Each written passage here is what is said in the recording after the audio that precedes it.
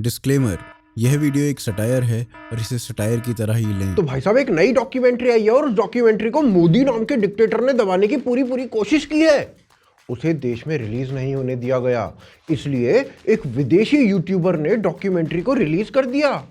नमस्कार दोस्तों, आज का वीडियो कोई साधारण वीडियो नहीं है। आज मैं आपको पूरी डॉक्यूमेंट्री दिखाने जा रहा हूँ। इस वीडियो में ये आदमी खुद केवल 2 मिनट 38 सेकंड बोला है और इतने से टाइम में भाई ने कई झूठ बोल दिए। भाई का सही है, चुनाव आते ही भाई पॉलिटिकल वीडियो बनाता है और उनमें ब्रांड कोलैबोरेशन नहीं करता, क्योंकि पूरा का पूरा वीडियो ही कोलैबोरेशन में हो जाता है।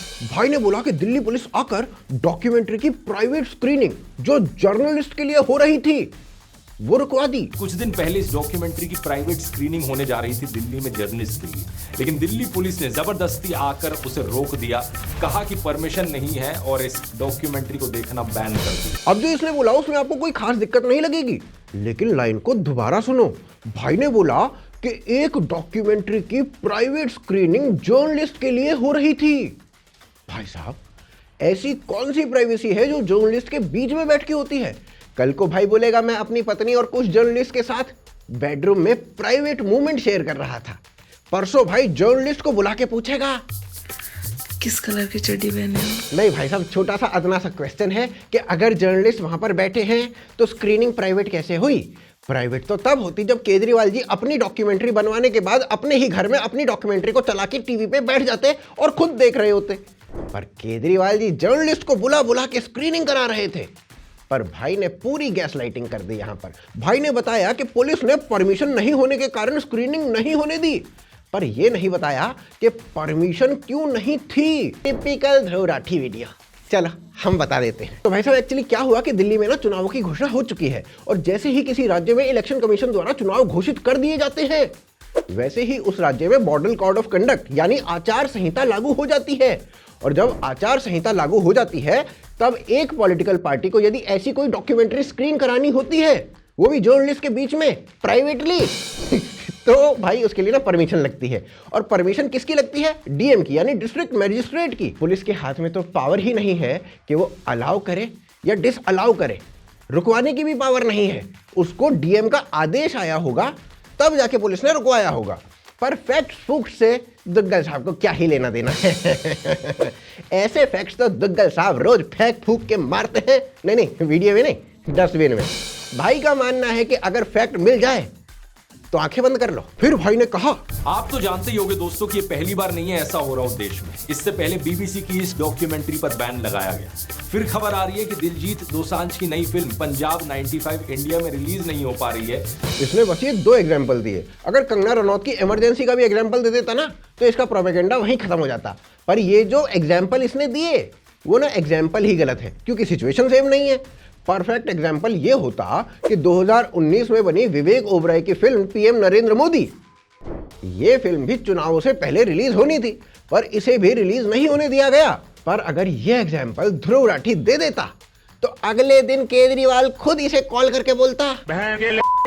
भाई को दिखाना था कि देखो देखो मोदी तो फासिस्ट है, फासिस्ट। पर प्रश्न ये भी है कि केजरीवाल क्या है? केजरीवाल भड़वा है, केजरीवाल आतंकवादी है। 100 कमीने पर मरे थे तब एक केजरीवाल पैदा हुआ था। केजरीवाल कमीना है, केजरीवाल घटिया है, केजरीवाल नवाब है, केजरीवाल घिनौना है, केजरीवाल पाकिस्तानी है, केजरीवाल AK-49 है, केजरीवाल राक्षस है, नमक हराम है, बेशरम है, नमूना है। अरे अरे अरे अरे ऐसे नहीं बोलते भाई साहब। और जो कुछ भी इन्होंने बोला है वो इन्होंने बोला, हमने कुछ नहीं बोला है। तो भाई साहब ऐसा करते हैं, इस पूरे मुद्दे को और केजरीवाल जी को थोड़ा ढंग से समझने की कोशिश करते हैं। वैसे तो केजरीवाल को या तो भगवान समझ पाए हैं या केजरीवाल खुद, फिर भी हम चलो ट्राई करते हैं। You are watching the woke show, please subscribe to the channel before you go anywhere.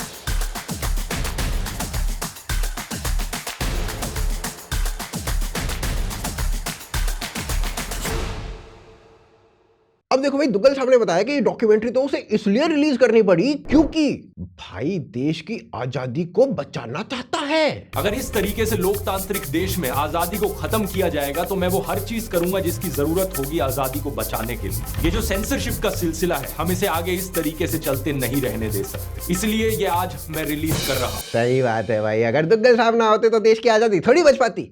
देश की आजादी दुग्गल साहब ने ही बचा के रखी हुई है और इसी बात पर एक शेर याद आ गया है, जर्मनी में बैठ के आजादी बचाने का है घमंड। जर्मनी में बैठ के आजादी बचाने का है घमंड। अबे चुप कर जा पागल। अबे ये कैसा शेर है, इसमें तो राइम ही नहीं हुआ। मन में तो हुआ। अब ना मुझे भाई की बातें सुन के बड़ी जोर जोर से क्वेश्चन आया है। नहीं, मेरे को एक बात ये बता कि डॉक्यूमेंट्री कहाँ रिलीज होने वाली थी? थिएटर में? नहीं ना। ओटीटी पे? नहीं ना। केजरीवाल के घर में? नहीं ना। कहाँ रिलीज होने वाली थी ये बता दे भाई। सच बात तो ये है कि ये डॉक्यूमेंट्री इसने ही बनाई है और इसी ने ही रिलीज कर दी है। नहीं तो बता दे किसने बनाई है? बता दे नहीं बता दे। और हालात इतनी खराब है दोस्तों कि इस फिल्म के डायरेक्टर वैसे तो इंटरनेशनल अवार्ड विनिंग डायरेक्टर हैं, लेकिन वो अपना नाम नहीं बताना चाहते क्योंकि उन्हें डर है कि इस फिल्म के रिलीज होने के बाद कहीं उन्हें हरासमेंट ना फेस करें। अपने आप बोल दो इंटरनेशनल अवार्ड विनर डायरेक्टर है, नाम तो बताना है नहीं, सब फुद्दू हैं, मान ही जाएंगे। नहीं, मुझे एक बात बताओ, अभी थोड़े दिन पहले केजरीवाल ने कोर्ट में कहा था कि ध्रुव इतना फुद्दू आदमी है कि उसकी वीडियो शेयर करना गलत था। तो आज वही केजरीवाल ध्रुव को ये क्यों कह रहा है, हाँ बहुत बढ़िया ध्रुव, बहुत बढ़िया, तुमने हमारी डॉक्यूमेंट्री रिलीज कर दी, थैंक यू सो मच। भाई ये रिश्ता क्या कहलाता है, हमें ये समझा दो कोई। इतनी तो कोई अपने बाप की या बॉस की ही सुनता होगा ना बस।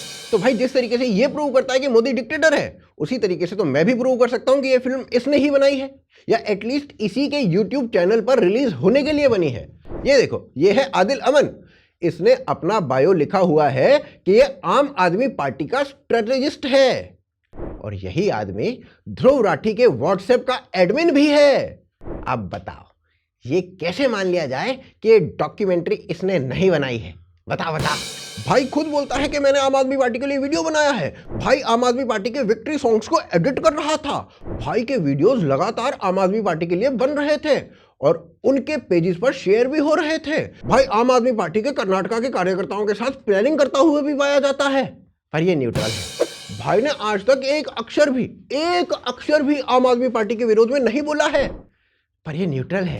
और हमें मानना पड़ेगा कि ये जो फिल्म है ये इसने नहीं बनाई है, ये अवार्ड विनिंग डायरेक्टर ने बनाई है। बहुत फुद्दू बनाई।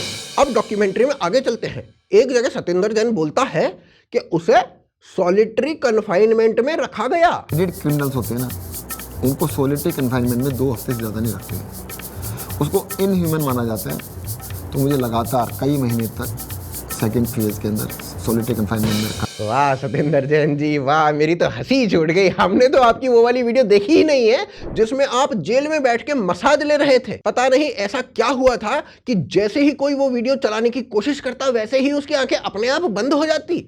मुझे तो लगता है कोई दिव्य शक्ति है आपके साथ। बीजेपी की बदमाशी थी ना ये, है ना? सही बताओ, डीप फेक आने से पहले डीप फेक बीजेपी ने आपके लिए बना दिया था, है ना? सही में ऐसा ही हुआ था ना? ये पता है कौन है जिससे सतेंद्र जैन मसाज ले रहा है? एक बच्ची का है और सतेंद्र जैन की मसाज वाली वीडियो कई हैं, एक आधी नहीं है। ये 22 नवंबर की है, ये 19 नवंबर की है। पर सतेंद्र जैन जी आप तो सॉलिटरी कन्फाइनमेंट में थे, ये कहां से आ रहे हैं? इन्वेस्टिगेशन एजेंसीज ने पाया कि सतेंद्र जैन ने जेल में इनमेट्स को कहा था कि या तो मुझे वीआईपी ट्रीटमेंट दो, नहीं तो जेल में रहना तुम्हारा दूभर करवा दूंगा। वाह भाई साहब, खूंखार अपराधी आपको अपना बॉस मान के आपसे डर के आपकी सेवा कर रहे थे और आप कह रहे हो कि आपको सॉलिटरी कन्फाइनमेंट मिला हुआ था। अब मुझे कोई ये बताए कि अगर मैं केवल ऐसे ही आजादी को बचाने के लिए कोई वीडियो डालूंगा, वो भी किसी और की बनाई हुई, तो एटलीस्ट मैं इतना तो ध्यान दूंगा ना कि उसमें कोई फेक न्यूज नहीं हो। पर राठी भाई साहब ने वो भी चेक नहीं किया। सतेंद्र जैन सॉलिटरी कन्फाइनमेंट में भी थे और मसाज भी चल रही थी। कैसे भाई साहब, कैसे? फिर केजरीवाल ने कहा मुझे मारने की कोशिश की गई जेल प्रशासन के द्वारा। ये बड़ा वो था कि उन्होंने मेरी दवाइयाँ रोक दी। 15 दिन के लिए मैं शुगर का पेशेंट हूँ और 10 साल से मैं इंसुलिन पे हूँ और 15 दिन उन्होंने मुझे इंसुलिन दी। मेरा शुगर 350 400 पहुँचने लग गया। हाँ भाई साहब, हाँ, पहली बात तो ये कि आपका खाना जो है वो आपके घर से आ रहा था और उसमें आप मिठाइयाँ, आम, केले, मतलब सभी वो चीज़ खा रहे थे जिससे शुगर बढ़ती हो। कैसे शुगर के पेशेंट हो बे? तो क्या आपकी पत्नी आपको मारने की कोशिश कर रही थी? नहीं, ये हम नहीं कह रहे, हम तो बस पूछ रहे हैं। और फिर दूसरी बात कि अगर जेल का प्रशासन आपका खाना नहीं बदल रहा था तो वो आपके अंडर ही तो आता है ना, मतलब जेल का प्रशासन तो आप ही के अंडर आता है और आप सिटिंग चीफ मिनिस्टर भी थे। अब आपकी इतनी नहीं चल रही कि आपकी रोटी बदल दी जाए कि इस बात के मुख्यमंत्री बने हुए आप हट जाओ, रहने दो। आप अपने खुद के डिपार्टमेंट से रोटी नहीं बदलवा पा रहे तो लोगों के घरों में ठूठी कैसे पहुंचवा दोगे, सड़कें कैसे बनवा दोगे, फ्लाईओवर कैसे बनवा दोगे, क्या कर लोगे आप? थू है साला, थू है, ऐसी पावर पे थू है। पर बात तो यही है ना कि फैक्ट से ध्रुव राठी भाई साहब को क्या लेना देना। लोग कहते हैं झंडा ऊंचा रहे हमारा, भाई कहता है प्रोपेगेंडा ऊंचा रहे हमारा। तो भाई साहब अब ऐसा करते हैं कि अभी ना ग्राम दर्शन की ओर चलते हैं, नहीं तो भाई की डॉक्यूमेंट्री ने तो दिमाग खराब कर डाला है। और वैसे भी असली समाचार तो ग्राम दर्शन से ही मिलते हैं ना। चलिए चलिए वहीं चलते हैं।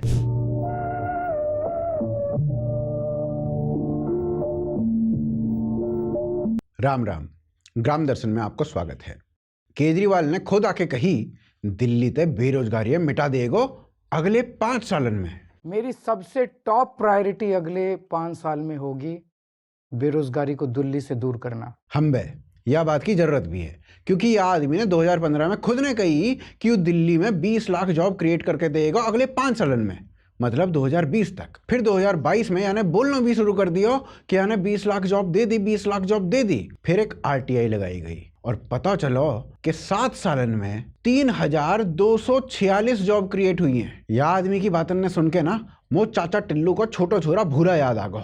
भूरा हर पेपर देके आया करे हो ना तो बोले करे हो या पेपर में तो 90 आई जाएंगे, या पेपर में तो 90 आई जाएंगे, यू पेपर तो फोड़ दियो 90 तो कहीं ना गए। काई को बाप भी ना रोक सके 90 आने थे।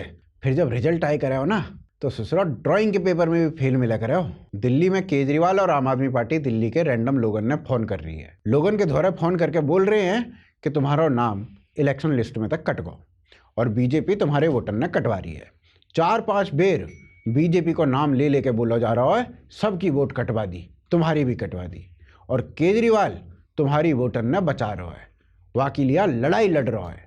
और फिर जब लोग इलेक्शन कमीशन के ऑफिस में जाके अपने नामन्ने देख रहे हैं तो पता चल रही है कोई वोट ना कटो, केजरीवाल लोगन को काट रहा है। अमित शाह जी भैया देखो ऐसा है कि जो फोनन से पहले आप साइबर अपराधीन के मैसेजन ने बता रहे हो, वाकई गैल एक बात भी और लगा दो कि वे साइबर अपराधी आम आदमी पार्टी भी हो सके। अब खेल समाचार। रोहित शर्मा कतई नहीं शर्मा रहा है। मुंबई की टीम ने जम्मू कश्मीर की गैल मैच खेलो, रणजी को मैच में रोहित शर्मा भी खेलो। 19 बॉलन पे भाई ने 3 रन बनाए, मतलब रोहित शर्मा अपनी इनकंसिस्टेंसी की गैल कतई कंसिस्टेंट है। तो ये है भैया आज के मुख्य समाचार। अब मैं चलूं मिल लेके तुम कुआं में पढ़ो।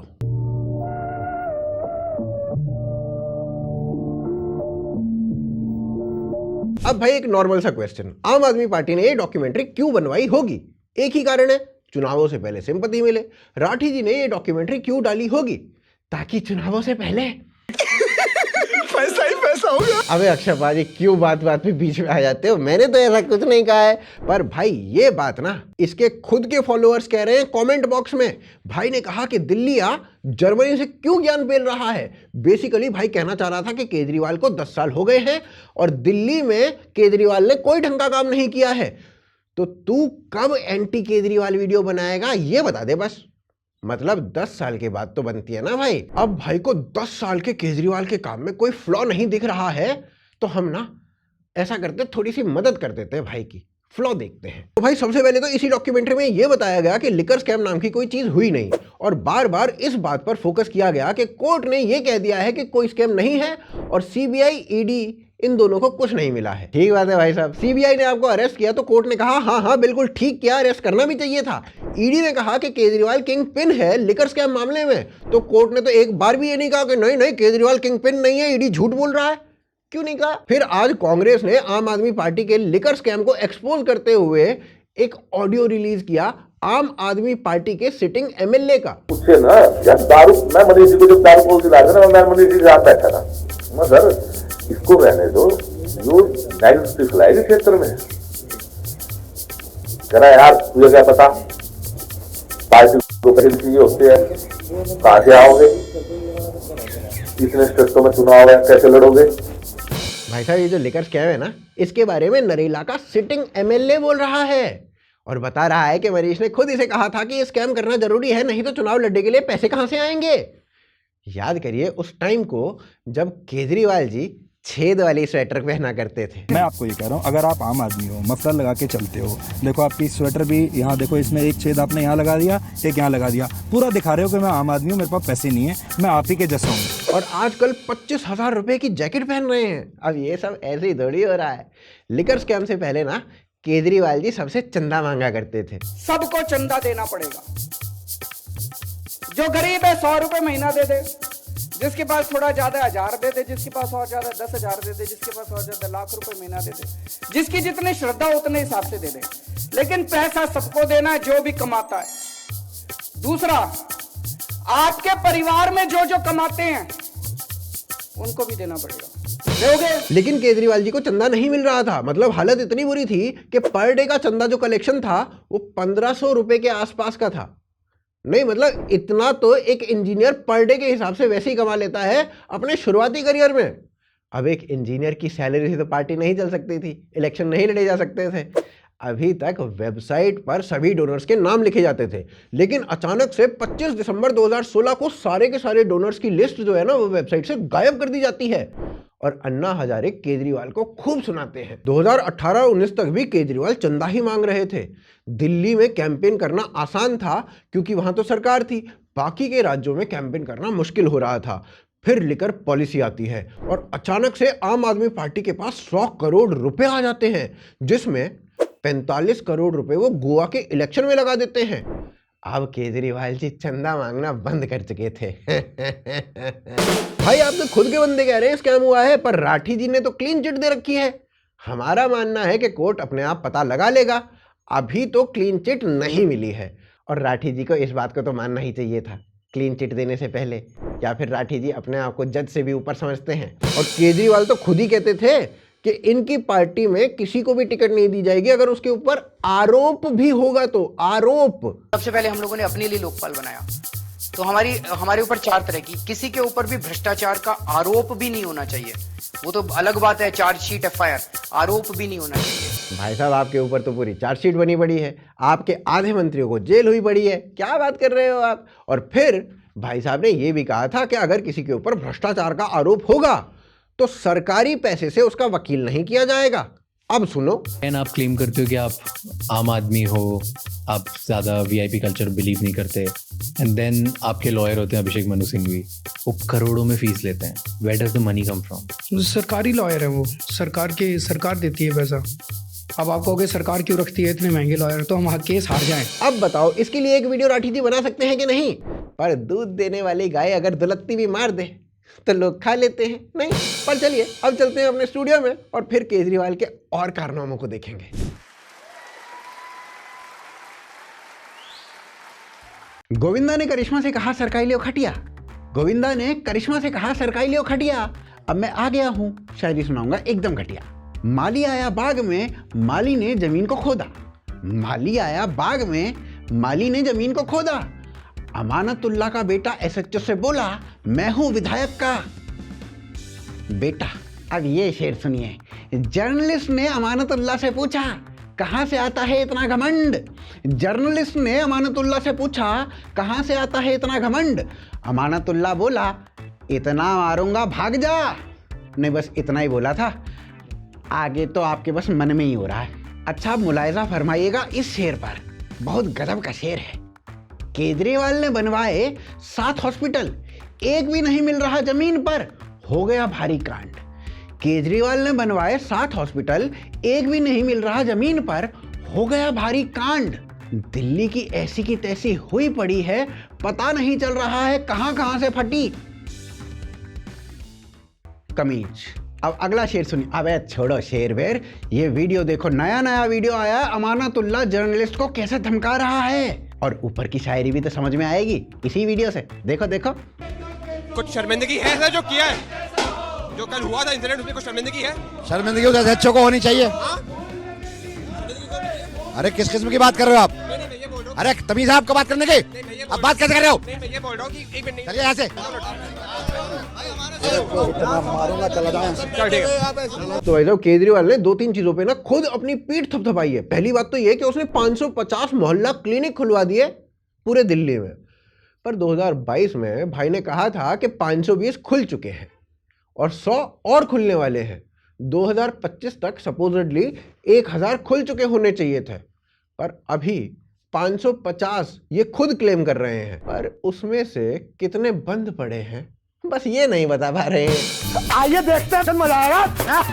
यानी कीर्ति नगर का ये इलाका है, यहाँ पर मोहल्ला क्लिनिक तो है, लेकिन मोहल्ला क्लिनिक के नाम पर है तो सिर्फ ताला है। ओखला में जोगाबाई से कुछ दूरी पर बने 2 मोहल्ला क्लिनिक। एक जगह गेट पर सफेद कागज पर लिखा मिला कि ये मोहल्ला क्लिनिक बंद है, दूसरी जगह कोई जानकारी भी चस्पा नहीं मिली। फिर भाई ने कहा था कि वो 500 स्कूल खोलेगा और ये काम ना 2020 तक पूरा हो जाना चाहिए था, लेकिन 2025 तक इन्होंने केवल 14 नए स्कूल खोले हैं। 14, 500 और 14 में डिफरेंस समझ में आता है। नॉर्थ ईस्ट दिल्ली में टोटल 48 गवर्नमेंट स्कूल हैं और इन 48 गवर्नमेंट स्कूलों में 1,32,000 बच्चे पढ़ते हैं। मतलब एक स्कूल में 2800 बच्चे। मतलब स्कूल ना मॉर्निंग और इवनिंग दोनों शिफ्टों में चल रहा है, फिर भी सीढ़ियों पे बिठा के क्लास लेनी पड़ रही है और सारी क्लासेस ओवर क्राउडेड है। और दिल्ली हाईकोर्ट तो कह रहा है कि भाई साहब सिचुएशन बहुत गंभीर है, कुछ करना चाहिए। कई स्कूल तो दिल्ली में ऐसे हैं जहां एक क्लास में अगर 4 लाइंस हैं तो उसमें 4 अलग अलग क्लासेस चल रही हैं। मतलब समझ रहे हो आप इस बात का कि एक ही क्लासरूम है, उसकी पहली लाइन में 8th क्लास की मैथ्स चल रही है और उसी रूम में दूसरी लाइन में 7th क्लास की हिस्ट्री चल रही है, फिर उसी रूम में तीसरी लाइन में 6ठी क्लास की हिंदी चल रही है और फिर उसी रूम में चौथी लाइन में 11वीं क्लास की साइंस चल रही है। ओह सॉरी 11वीं में तो साइंस है ही नहीं। मतलब साइंस ना दिल्ली के स्कूल्स में है ही नहीं। मतलब 11वीं 12वीं में आप साइंस ले ही नहीं सकते हो क्योंकि 75% दिल्ली के सरकारी स्कूल्स में साइंस का डिपार्टमेंट है ही नहीं। 84% स्कूल्स में प्रिंसिपल ही नहीं है। दिल्ली के बजट का 21% आम आदमी पार्टी एजुकेशन पे लगाती है, ऐसा वो कहते हैं। इसका मतलब पता है क्या है? इसका मतलब है 72,500 करोड़ रुपए का दिल्ली का पूरा बजट है और उसका 21% लगभग 14,500 करोड़ रुपए होता है। और ये 14,500 करोड़ रुपए ये बोल रहे हैं कि हर साल एजुकेशन पर लगा रहे हैं। और उसके बाद भी अगर एजुकेशन और स्कूलों का ये हाल है तो भाई साहब राठी जी एक वीडियो तो बनता है ना। देखो देखो एक वीडियो तो बनता है। सरकारी स्कूल बदल रहे हैं, बिल्डिंग अच्छी हो रही है, स्विमिंग पूल बन रहे हैं। अच्छा चल ध्रुव भाई इस सब को छोड़, यमुना के ऊपर ही बना दे भाई एक वीडियो है। यमुना सर एक टॉपिक था जिसपे रिपोर्ट आई कि तकरीबन 7,000 करोड़ रुपए 2023 तक खर्च हो गए थे। गलत नहीं, मतलब इन्हीं के आयोग ने रिपोर्ट दी कि 7,000 करोड़ रुपए खर्च हुआ और ये अपने ही आयोग की रिपोर्ट को गलत बता रहे हैं। अच्छा भाई साहब ये गलत है तो हर साल बजट में भी 600-700 करोड़ रुपए यमुना को साफ करने के लिए क्यों रख देते हो? कहां जाता है वो पैसा? इनका खुद का डिपार्टमेंट इन्हीं के खिलाफ गलत रिपोर्ट दे देता है। इन्हीं का खुद का डिपार्टमेंट इनकी रोटी चेंज नहीं कर रहा है, इनको मारने की कोशिश कर रहा है, तो किस बात के सीएम हो? छुए साले ऐसी पावर पे। तो देखो भाई साहब बात तो ऐसी है कि इन सब में से ना किसी भी पॉइंट पर डिटेल में वीडियो बनाई जा सकती है और राठी जी बना सकते हैं, लेकिन बनाएंगे नहीं, वो आप समझ जाओ क्यों। अब बताओ किसी को शक है कि ये डॉक्यूमेंट्री इसी ने बनाई है कि किसी और ने? तो भाई साहब that's it from my side. You are watching the woke show. Do subscribe the channel. जय हिंद, जय भारत।